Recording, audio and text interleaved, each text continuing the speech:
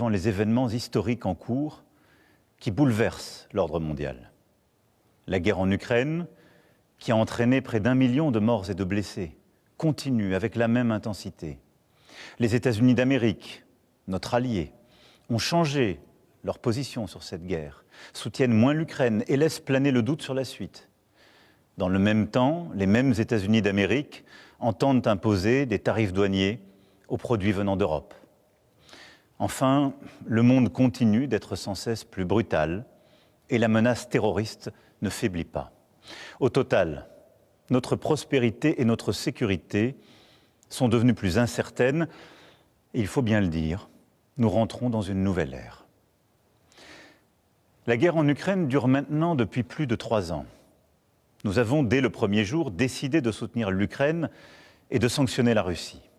Et nous avons bien fait, car c'est non seulement le peuple ukrainien qui lutte avec courage pour sa liberté, mais c'est aussi notre sécurité qui est menacée.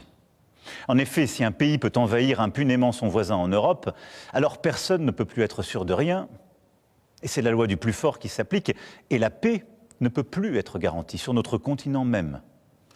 L'histoire nous l'a enseigné. Au-delà de l'Ukraine, la menace russe est là et touche les pays d'Europe, nous touche. La Russie a déjà fait du conflit ukrainien un conflit mondial. Elle a mobilisé sur notre continent des soldats nord-coréens, des équipements iraniens, tout en aidant ces pays à s'armer davantage. La Russie du président Poutine viole nos frontières pour assassiner des opposants, manipule les élections en Roumanie, en Moldavie. Elle organise des attaques numériques contre nos hôpitaux pour en bloquer le fonctionnement. La Russie tente de manipuler nos opinions avec des mensonges diffusés sur les réseaux sociaux. Et au fond, elle teste nos limites. Elle le fait dans les airs, en mer, dans l'espace et derrière nos écrans.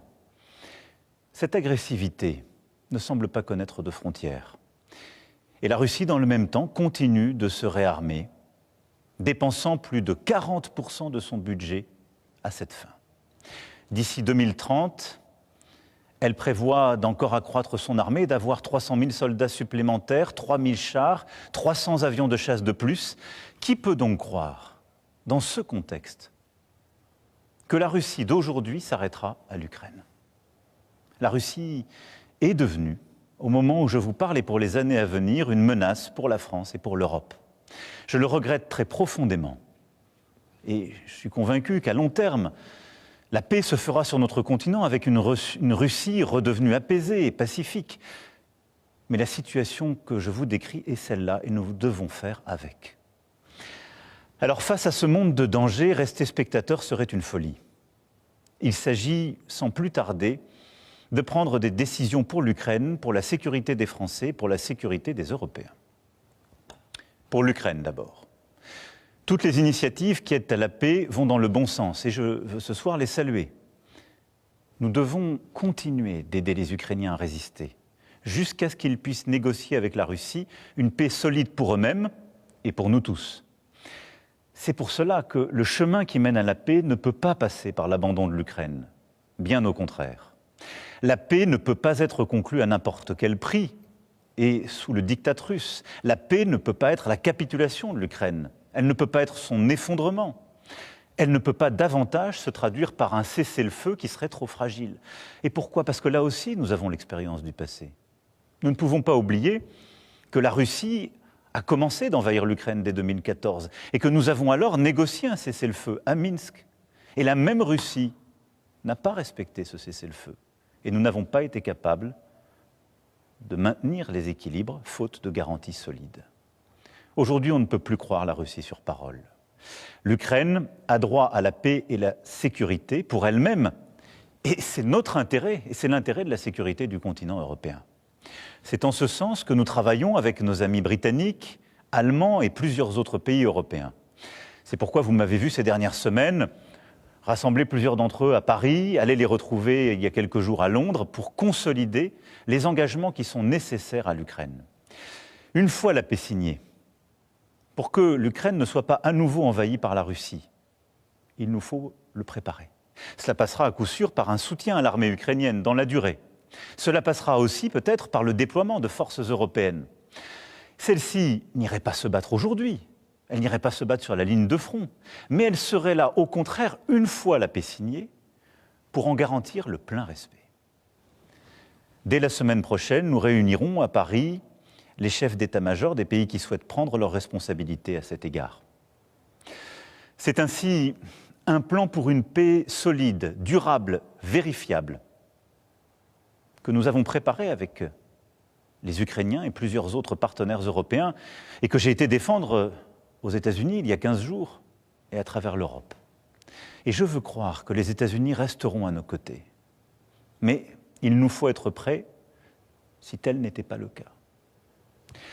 Que la paix en Ukraine soit acquise rapidement ou non, les États européens doivent, compte tenu de la menace russe que je viens de vous décrire, être capables de mieux se défendre et de dissuader toute nouvelle agression. Oui, quoi qu'il advienne, il nous faut nous équiper davantage, hausser notre position de défense, et cela pour la paix même, pour dissuader. À ce titre, nous restons attachés à l'OTAN et à notre partenariat avec les États-Unis d'Amérique. Mais il nous faut faire plus, renforcer notre indépendance en matière de défense et de sécurité. L'avenir de l'Europe n'a pas à être tranché à Washington ou à Moscou. Et oui, la menace revient à l'Est. Et l'innocence, en quelque sorte, des 30 dernières années, depuis la chute du mur de Berlin, est désormais révolue. À Bruxelles demain, lors du Conseil extraordinaire qui réunira les 27 chefs d'État et de gouvernement avec la Commission et le président du Conseil, nous franchirons des pas décisifs. Plusieurs décisions seront prises que la France proposait depuis plusieurs années. Les États membres pourront accroître leurs dépenses militaires sans que cela soit pris en compte dans leur déficit. Des financements communs massifs seront décidés pour acheter et produire sur le sol européen des munitions, des chars, des armes, des équipements parmi les plus innovants. J'ai demandé au gouvernement d'être mobilisé pour que, d'une part, cela renforce nos armées le plus rapidement possible, et d'autre part, que cela accélère la réindustrialisation dans toutes nos régions. Et je réunirai, avec les ministres compétents, les industriels du secteur dans les prochains jours. L'Europe de la défense, que nous défendons depuis 8 ans, devient donc une réalité. Cela veut dire des pays européens davantage prêts à se défendre et à se protéger, qui produisent ensemble les équipements dont ils ont besoin sur leur sol, qui sont prêts à davantage coopérer, à réduire leur dépendance à l'égard du reste du monde. Et c'est une bonne chose. L'Allemagne, la Pologne, le Danemark, les États baltes et nombre de nos partenaires ont annoncé des efforts inédits en matière de dépenses militaires. Alors, dans ce temps de l'action qui s'ouvre enfin, la France a un statut particulier. Nous avons l'armée la plus efficace d'Europe. Et grâce au choix fait par nos aînés après la Deuxième Guerre mondiale, nous sommes dotés de capacités de dissuasion nucléaire. Ceci nous protège beaucoup plus que nombre de nos voisins. Et de plus, nous n'avons pas attendu l'invasion de l'Ukraine pour faire le constat d'un monde inquiétant. Et à travers les 2 lois de programmation militaire que j'ai décidées et que les parlements successifs ont votées, nous aurons doublé le budget de nos armées en presque 10 ans. Mais compte tenu de l'évolution des menaces, de cette accélération que je viens de décrire, nous aurons à faire de nouveaux choix budgétaires et des investissements supplémentaires qui sont désormais devenus indispensables. J'ai demandé au gouvernement d'y travailler le plus vite possible. Ce seront de nouveaux investissements qui exigent de mobiliser des financements privés, mais aussi des financements publics, sans que les impôts ne soient augmentés. Pour cela, il faudra des réformes, des choix, du courage. Notre dissuasion nucléaire nous protège. Elle est complète, souveraine, française de bout en bout.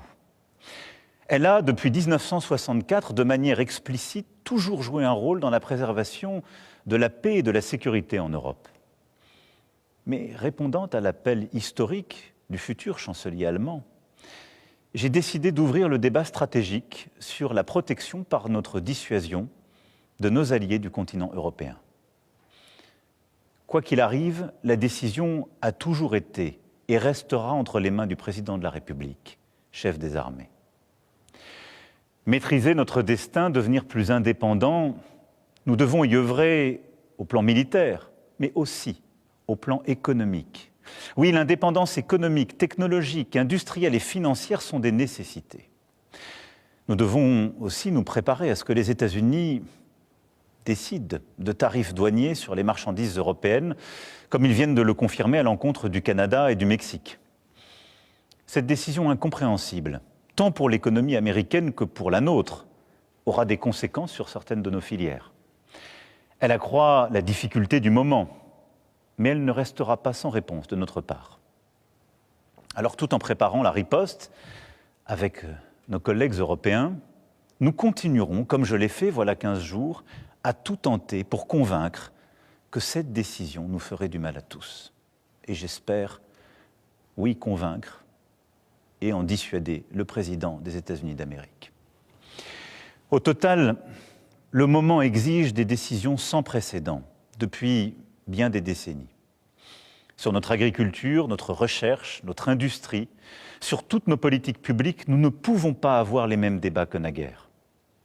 C'est pourquoi j'ai demandé au Premier ministre et à son gouvernement, et j'invite toutes les forces politiques, économiques et syndicales du pays à leur côté, à faire des propositions à l'aune de ce nouveau contexte.